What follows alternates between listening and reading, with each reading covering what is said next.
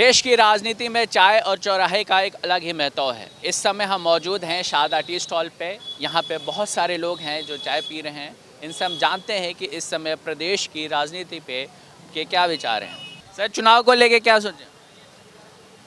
चुनाव को लेके भैया यही है, जो भी पार्टी आए देश का विकास करे, जबलपुर शहर का विकास करे। लोगों से यही विनती है, यही अनुरोध है कि अच्छे प्रतिनिधि को चुने जो जबलपुर शहर के विकास में महत्वपूर्ण योगदान दें। बस भैया यही है।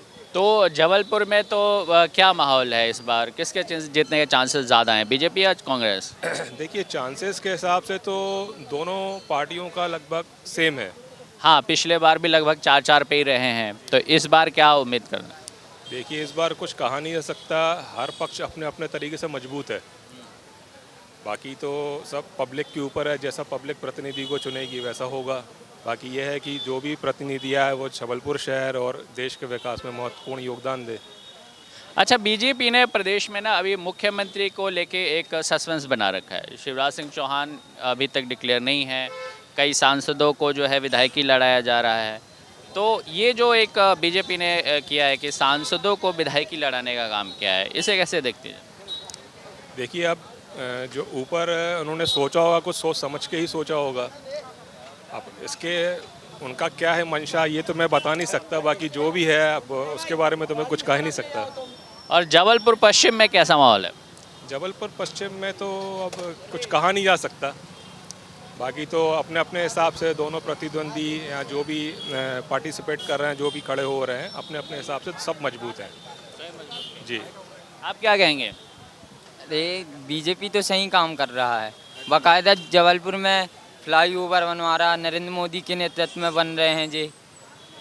ये तो विधानसभा का चुनाव है, यहाँ तो मुख्यमंत्री का वजन होगा ना। तो मुख्यमंत्री इस बार तो लगता है कि बीजेपी की राज नहीं आएगी। हाँ, कैसे कि बीजेपी अभी ध्यान दे रही है, अभी बांट रही है लाडली बहन योजना। इतने टाइम तो रहा नहीं। रीवा में देखो, वहाँ पे एम्बुलेंस की व्यवस्था नहीं हो रही। अब भी एक न्यूज आया रहा रीवा में, वहाँ पे मतलब एक औरत रही, उनको मृत हो गई रही, तो उसके लिए एम्बुलेंस मतलब नहीं आ पाया वहाँ पे।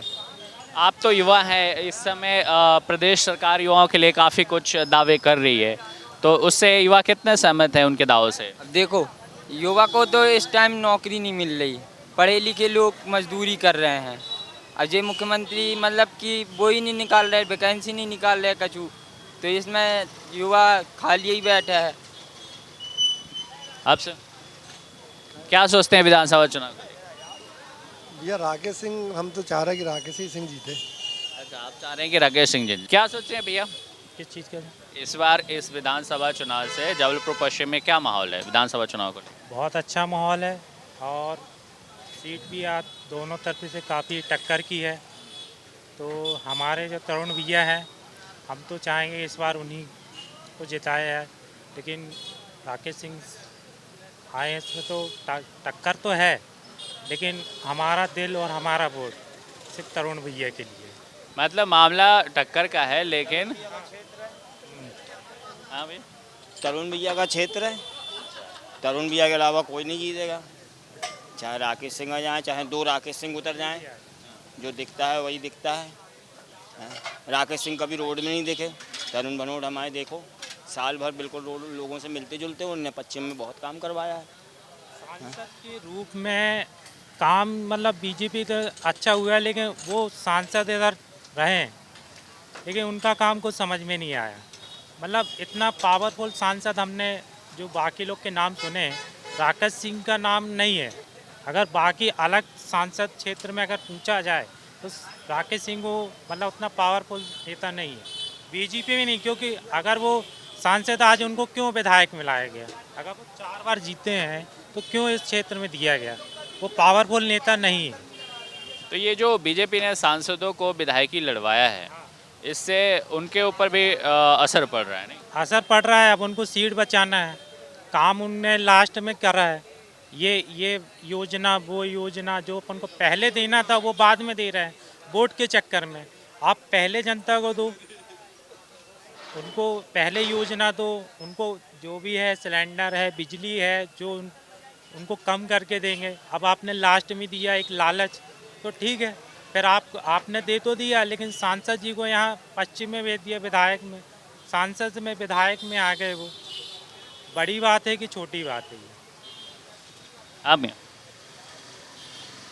15 साल में 18 साल में कोई योजना याद नहीं आई उनको, शिवराज सिंह चौहान जी को, मुख्यमंत्री जी को कोई योजना नहीं आई। चुनाव आया तो ये 1200 रुपये दे रहेंगे और 12,000 वसूल करेंगे। चुनाव के बाद अगर ये जीत जाएंगे ना तो सिलेंडर 1500 रुपये का हो जाएगा। आज देखो गरीब कितनी गरीबी चल रही थी, अभी रोजगार तो हो ही है, किया गया इनने। हाँ, क्या पूछना है? मैं ये पूछ रहा हूँ कि अभी जो आगामी विधानसभा चुनाव होने वाले हैं, इसको लेके क्या किस तरह का माहौल है मध्य प्रदेश में, किस पार्टी की तरफ ज़्यादा झुकाव है? माहौल का तो पता नहीं, लेकिन शिवराज सिंह चौहान के खिलाफ काफ़ी एंटी इनकम्बेंसी है। एंटी इनकम्बेंसी है।